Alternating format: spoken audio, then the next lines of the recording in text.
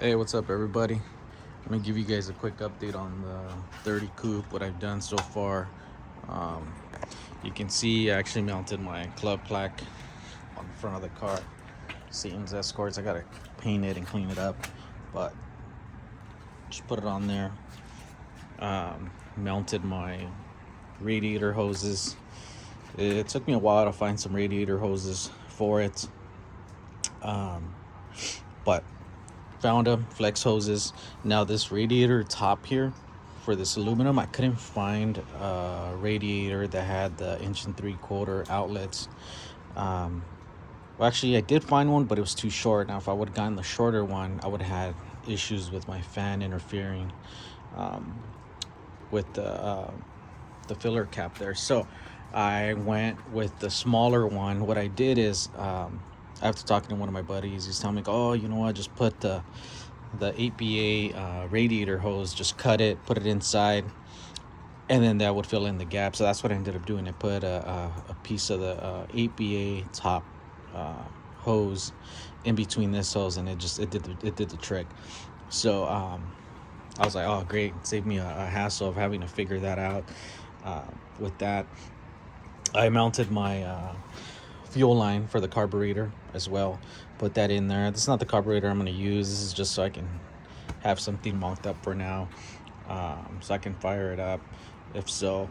Ran my fuel line as well. I originally had the pump facing the opposite way, but the issue I was coming across is the linkage for the carburetor. I don't want it to interfere with that, so I had to move it. I could have angled it a little bit towards the left a little bit more. Then I'd have to figure this out, but it worked out fine for me. I ended up just putting a rubber hose here just for the vibration. That way it's not just a stiff fuel line. And I ran it up across here just to kind of change things up, make it a little bit different. These two holes that were here already, I just put two screws in there with some adapters to it just to hold the line on there. So I want to kind of show you guys that. We'll go on to this side so you can see I ended up putting this on there as well. I bought the whole kit for it, the fuel line inside and so forth, so I can run it. Other thing I worked on was I added this line here just for my just so I can have my overflow, my tank which is the canteen on it.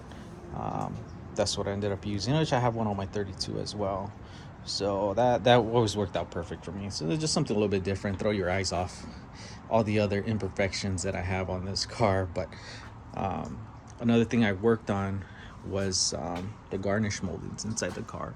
You can see that window there. It's got its Garnish molding, the rear window. And then I also did the one on this window here as well. I did also work on my battery tray, which I'll show you guys the battery trays underneath here. It's just angle iron. Built a square out of it, bolted it to this opposite side over here on the right, and then on the left to hold it in, and then painted this top piece that I'm gonna actually add to it. I just got to get the little clamps for it, and I'll bolt it on, and it'll stay put where it's got to be. Another thing that I've been working on as well is my mounting my license plate. Mounted the license plate. Let me show you guys. You can see the side view of it. All I did was get some stock round, some round stock. I don't know, it's maybe like a 1/4 inch, maybe less than that. I honestly don't know. It's just some pile of stuff that I had. I built this bracket out of some flat stock here. Drilled all the holes for the license plate. Got the round stock, actually flattened it right here so I can weld it.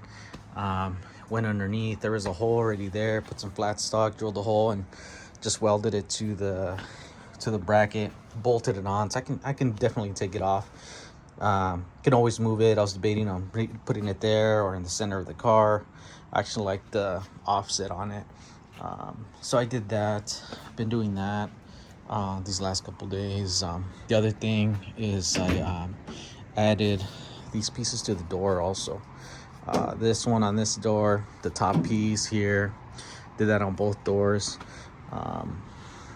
Worked on my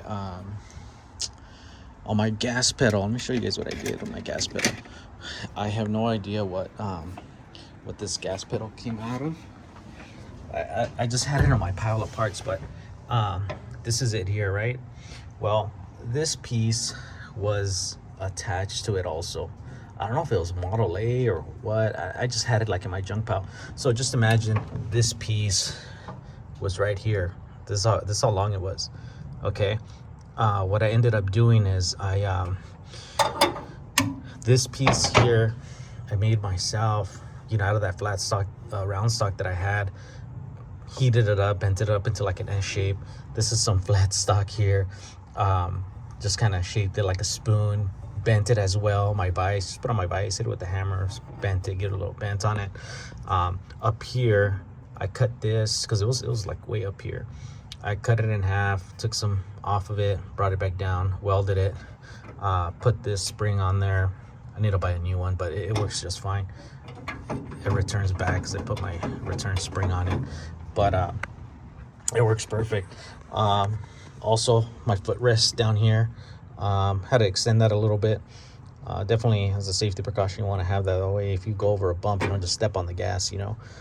So did that, put that on there, just trying to, you know, do whatever I can. But let me show you guys what I did with this this gas pedal. At the end there, you know, I had the round stock. I happen to have this round piece of tubing here. All I did is I chopped off a little bit off of it. I slid part of that that pedal assembly, the round stock, in between it, so that way it moves freely. And then once I got that figured out, then I welded the round stock to it, adjusted the pedal to where I felt most comfortable with, welded it at that point. That's when I welded it to it, and did my pedal. So that's pretty simple. Thankfully, I have that extra part to be able to build at. I was debating on, well, I was gonna buy a pedal. To be honest, I was looking at buying a 32 pedal. That way I can put it on there, but save me a couple bucks there, I guess. Just doing it myself, if so. But that's the recent updates, you know, that I have for the coupe. Show you guys this side of the car, but there's the Garnish moldings you can see on this side. Yeah, I can't wait to get this going, taking it for a drive, test out this back seat, have my kids sit in the back just to kind of, you know, go from there. But wanted to give you guys an update on it. Car's moving along.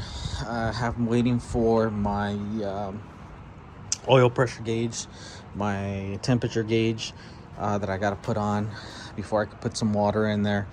Just definitely hoping, keep my fingers crossed, no leaks. Hopefully these pumps, everything's good. So I should be getting that this week. Once I do that, I'll definitely put those